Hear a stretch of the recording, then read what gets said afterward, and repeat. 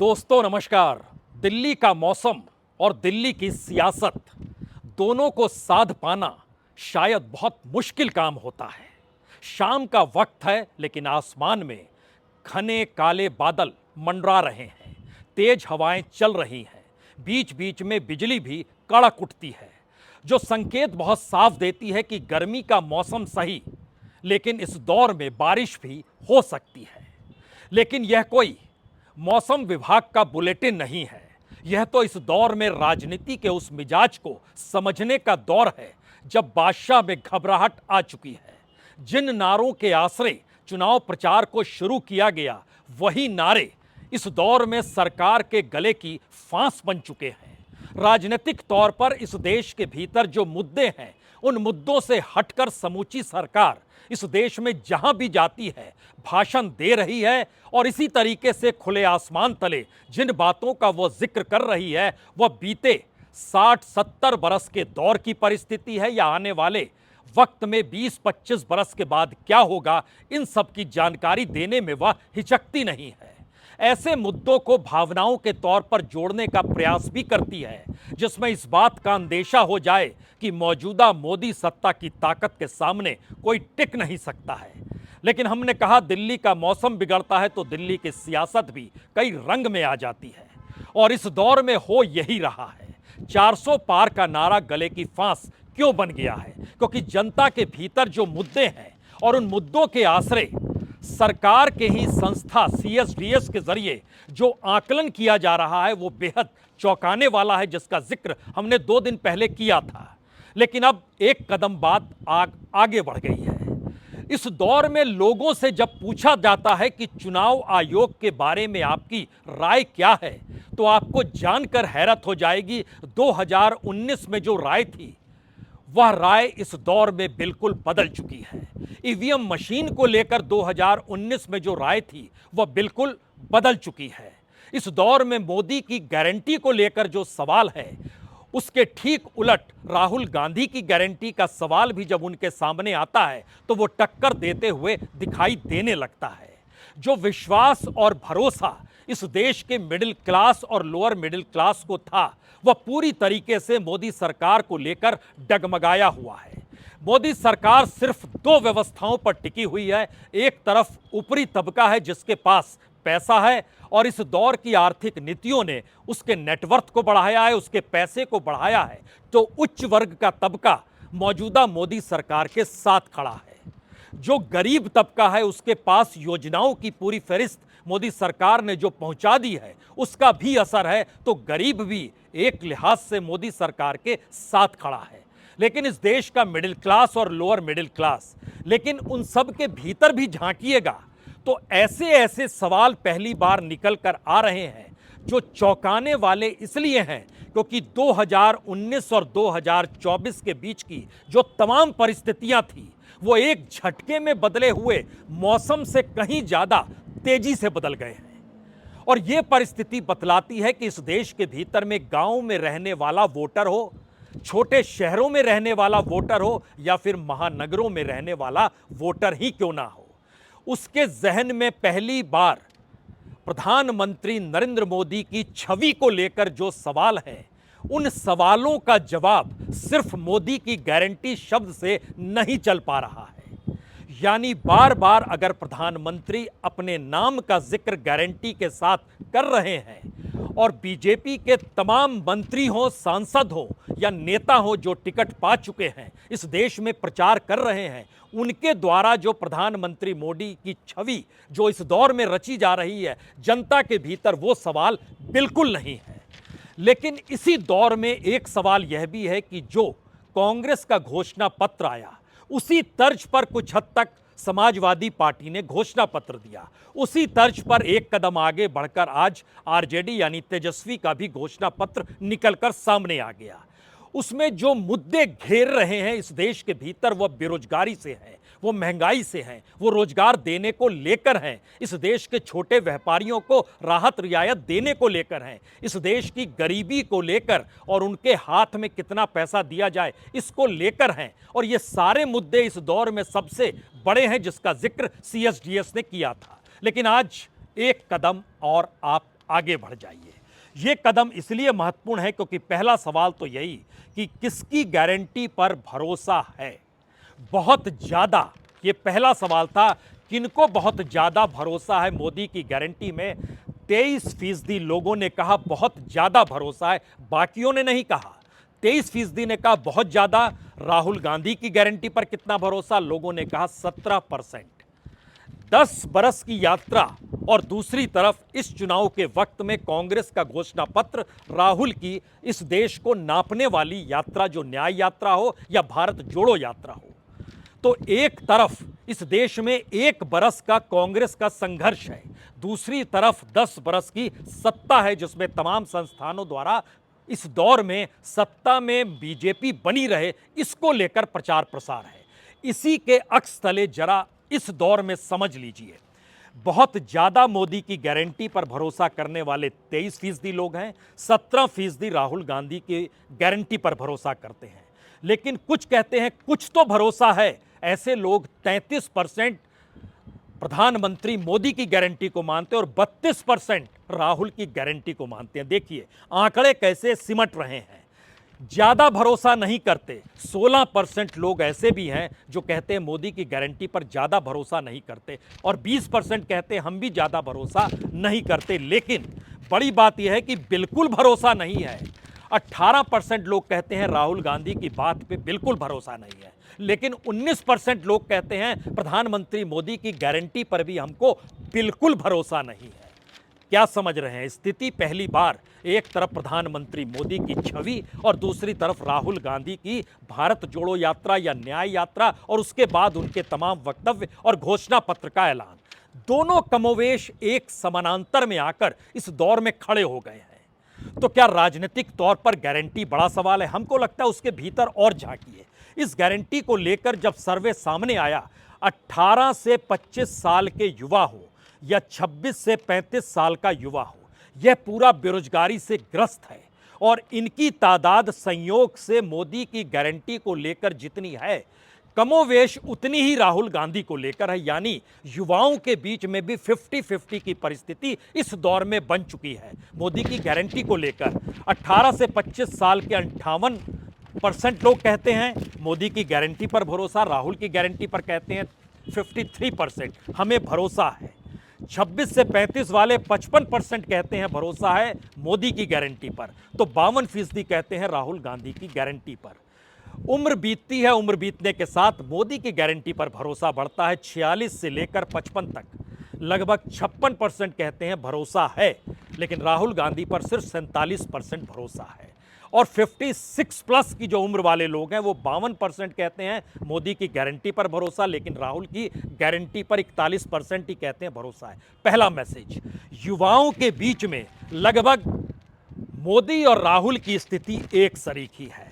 Guarantee को लेकर सिर्फ 2 से 3% का अंतर दोनों में एवरेज तौर पर निकल रहा है। गांव के भीतर ज्यादा भरोसा मोदी की गारंटी को लेकर है, लेकिन शहरों में और महानगरों में नहीं है। गांव में 58% लोग कहते हैं कि मोदी की गारंटी पर भरोसा है, लेकिन राहुल की गारंटी पर सिर्फ 49% लोग कहते हैं। लेकिन जैसे ही आप शहर और महानगर में आते हैं, ये परसेंट 48 और 47 पर आकर टिक जाता है, यानी 1% राहुल गांधी नीचे है।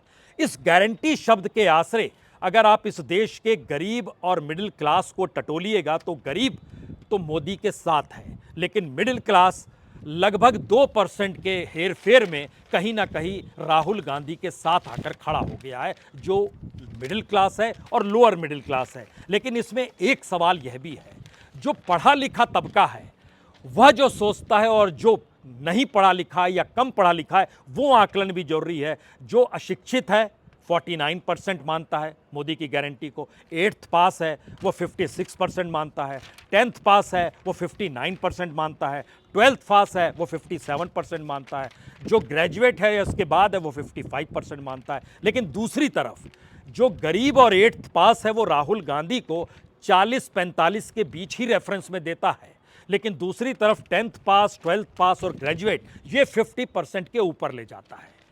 ये सवाल तो इस देश में सरकार की अपनी साख का है या व्यक्तियों की अपनी छवि और अपनी साख का है। और एक सवाल लगातार रेंग रहा है इस दौर में, जिस बात का जिक्र कांग्रेस ने अपनी मैनिफेस्टो में किया और इन बातों का जिक्र इंडिया गठबंधन के दूसरे लोग भी कर रहे हैं कि आखिर इतनी बड़ी तादाद में जो पैसा देने का जिक्र है वो आएगा कहां से, वो पैसा दे कहां से पाएंगे। तो ये सवाल लगातार रेंग रहा है और इन सवालों के अक्स तले पहले सुन लीजिए, राहुल गांधी अब कह रहे हैं हम कॉरपोरेट को पैसा नहीं देंगे, जो मोदी सरकार देती है हम सारा पैसा गरीबों को दे देंगे, इसीलिए हम कह रहे हैं कि 1 लाख रुपए हर गरीब को देंगे, पेमेंट करेंगे।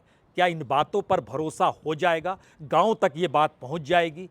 ये एक सवाल है। शायद इसीलिए 2 कदम उठाने की जरूरत है।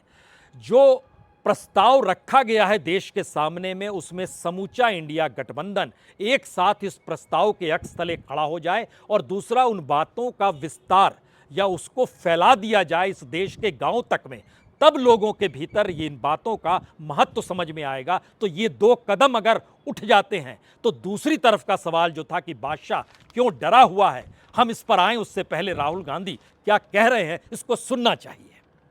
हम आपकी जिंदगी बदलना चाहते हैं, हम आपकी मदद करना चाहते हैं। अब नरेंद्र मोदी ने अरबपतियों को पैसा दिया तो मैंने सोचा अगर नरेंद्र मोदी अरबपतियों को पैसा दे सकता है तो कांग्रेस पार्टी गरीबों को पैसा दे सकती है। जितने पैसे उन्होंने उनको दिए उतने पैसे हम आपको दे सकते हैं।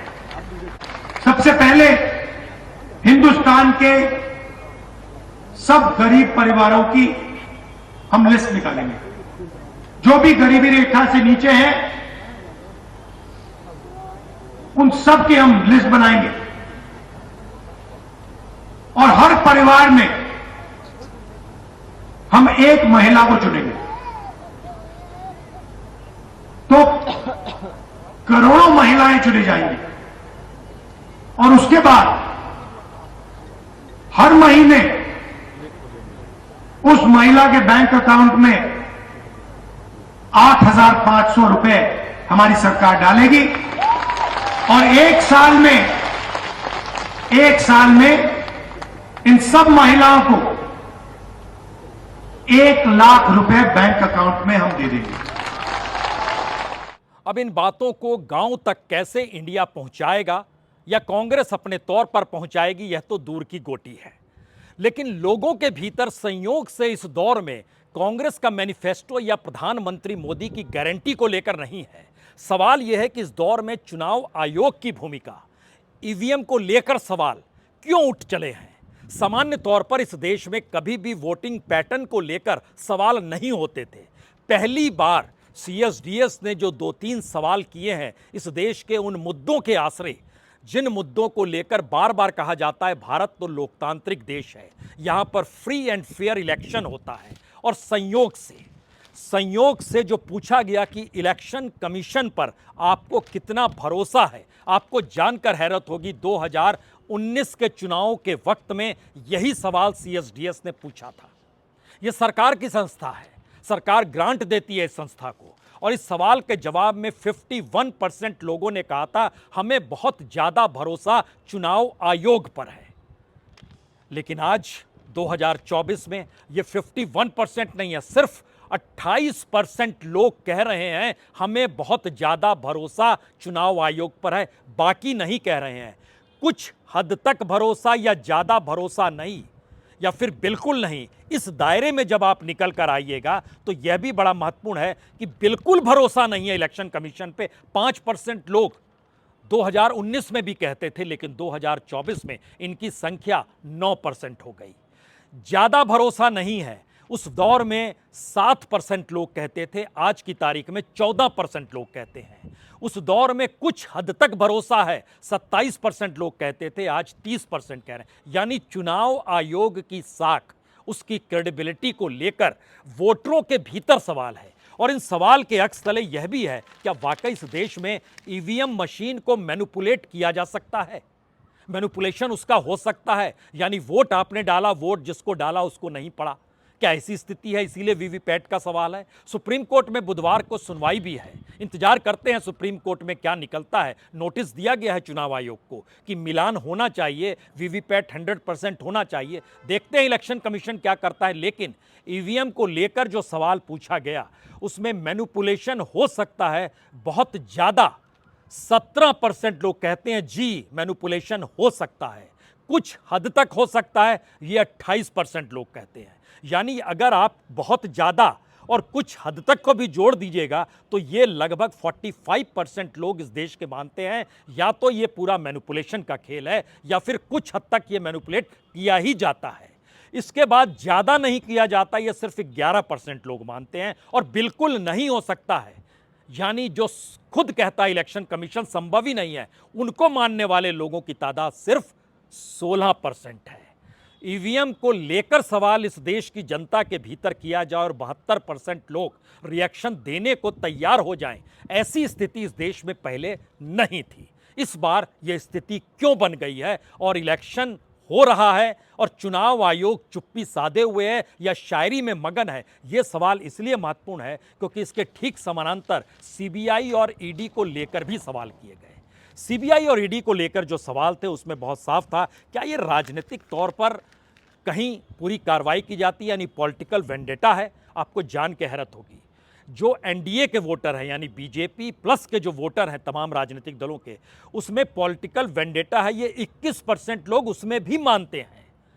हालांकि दूसरी तरफ जो इंडिया गठबंधन का वोटर है वह 51% मानता है कि पॉलिटिकल वेंडेटा है, लेकिन 21% वहां भी मानते हैं। कानून के हिसाब से काम कर रही है सीबीआई ईडी। जो एनडीए के वोटर बीजेपी प्लस उनके जो सहयोगी दल हैं उनके जो वोटर हैं वो 45% कहते हैं लॉ के हिसाब से काम कर रही है, यानी 55% फिर भी नहीं मान रहे हैं। और इंडिया वोटर 19% लोग कहते हैं हाँ ये पूरे तरीके से लॉ के तहत है, यानी बाकी नहीं मान रहे। तो एक बड़ा तबका है जो सीबीआई ईडी को लेकर सवाल कर रहा है। और इसी दौर में अगर चुनाव आयोग की आंखें इस रूप में बंद हैं तो ध्यान दीजिए, हम आपको एक पोस्टर दिखलाते हैं। इस देश के भीतर में आस्था और धर्म को लेकर और सैनिकों को लेकर कुछ चुनाव प्रचार में नहीं कहा जाना चाहिए, यह एथिक्स में है, चुनाव संहिता में लिखा है। लेकिन एक पोस्टर निकल कर आया प्रधानमंत्री मोदी का आस्था के नाम पर। उस आस्था के साथ बहुत साफ तौर पर कहा गया कि आस्था से नहीं होगा खिलवाड़, फिर एक बार मोदी सरकार। तो एक तरफ पोस्टर देखिए और उसके बाद इस आस्था का जवाब देते हुए प्रियंका गांधी को सुनिए। आस्था का मतलब होता क्या है?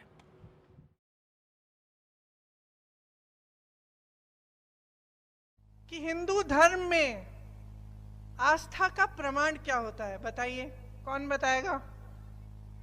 सच्ची आस्था क्या कहलाती है? आस्था का प्रमाण, सबसे बड़ा प्रमाण हिंदू धर्म में त्याग होता है कि नहीं?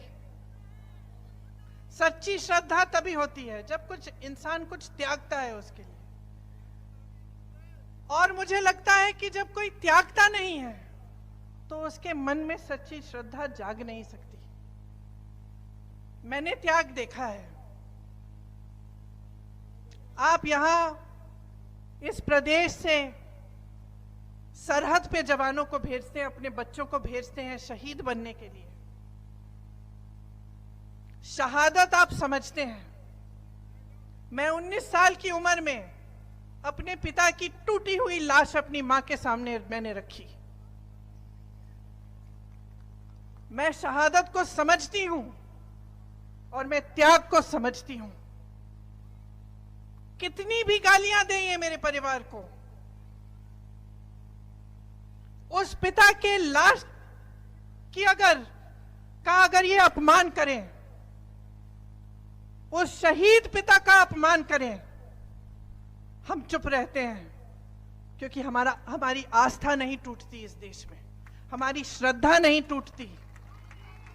अब भावनात्मक तौर पर तो प्रियंका भी अपनी बातों को वोटरों के सामने रख रही है, लेकिन यहां पर हमने शुरू में आपसे कहा था कि 400 पार का नारा कहीं गले की फांस तो नहीं बन जाएगा, क्योंकि सरकार की संस्था जो CSDS ने जो सर्वे किया, जो लोग सरकार यानी मोदी सरकार के साथ खड़े हैं, उनके हक में खड़े हैं, उनसे भी जब पूछा गया कि जनाब आप बताइए तो सही वजह क्या है इसकी, विरोध करने वालों के पास तो दर्जनों मुद्दे हैं, लेकिन आप साथ में क्यों खड़े हैं, सबसे महत्वपूर्ण आपके लिए क्या है?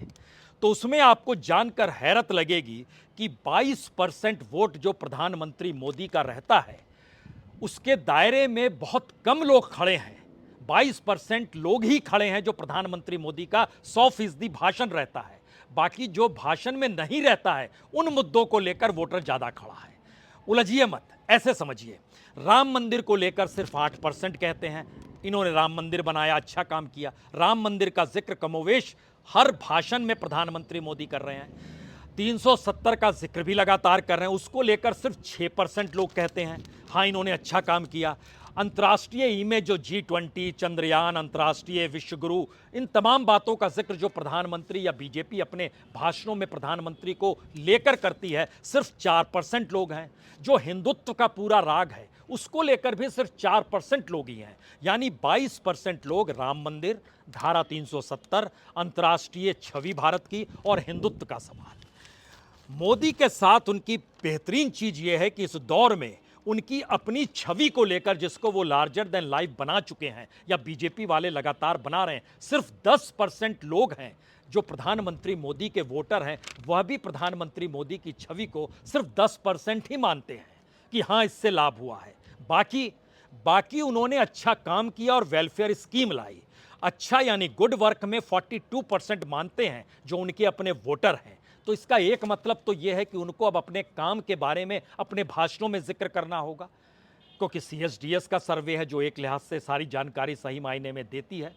कितना सही होती है यह भी हम आपको आखिर में बताएंगे, लेकिन देती है, इन बातों का जिक्र तो है। तो 42% लोग अगर कह रहे हैं अच्छा काम किया है तो उन बातों का जिक्र होना चाहिए। तो क्या दोबारा लौटेंगे और 400 पार का नारा इस रूप में नहीं लगाएंगे जिसके आश्रय अयोध्या का राम मंदिर, धारा 370, G20, हिंदू राष्ट्र, इन सब की जो परिकल्पना की गई है?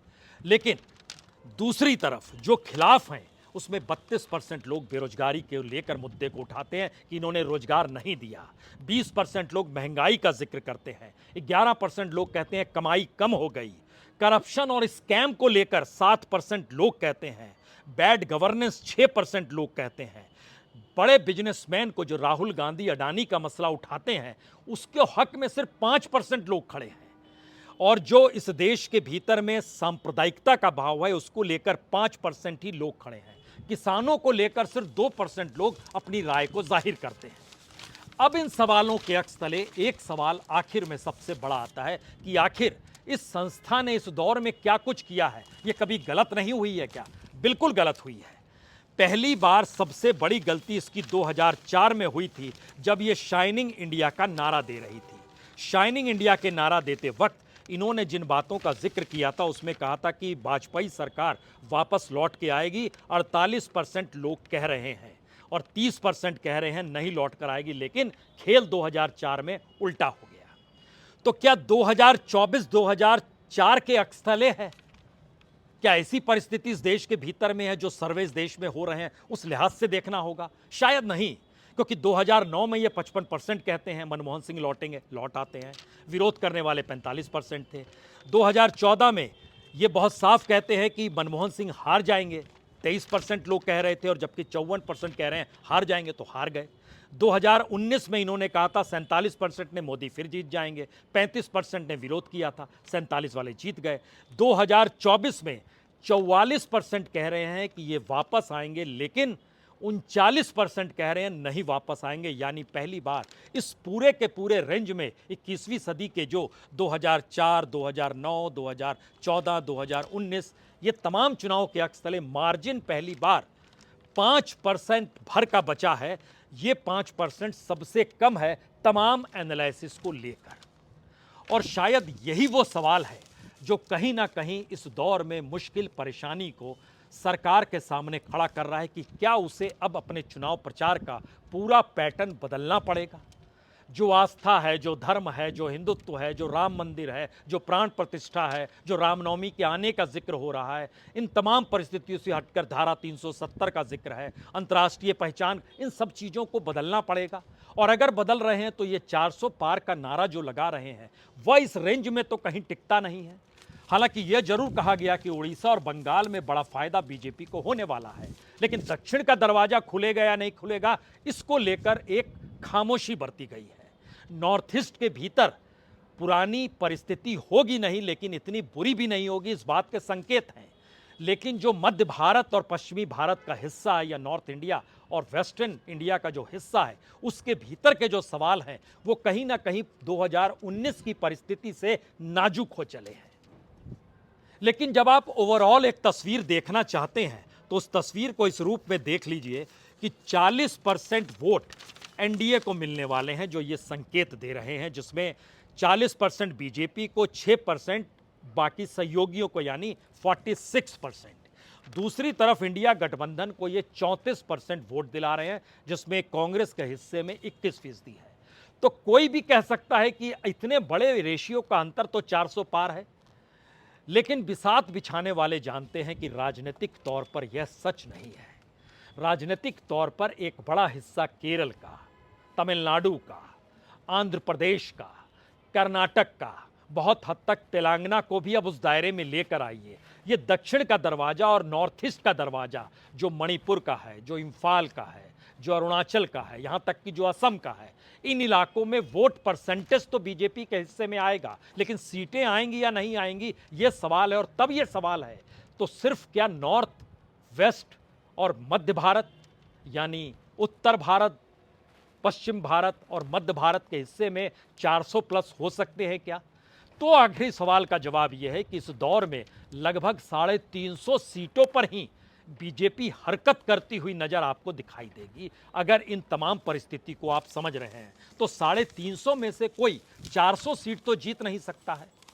और जब मार्जिन 1 to 1 का हो, मिडिल क्लास के भीतर, महिलाओं के भीतर, लोअर मिडिल क्लास के भीतर, युवाओं के भीतर, तब ये मुश्किल हालात बताते हैं कि मौसम दिल्ली का बदला है। सियासत बदलने की दिशा में ये मौसम कोई संकेत तो नहीं दे रहा है। बहुत बहुत शुक्रिया, बहुत बहुत शुक्रिया।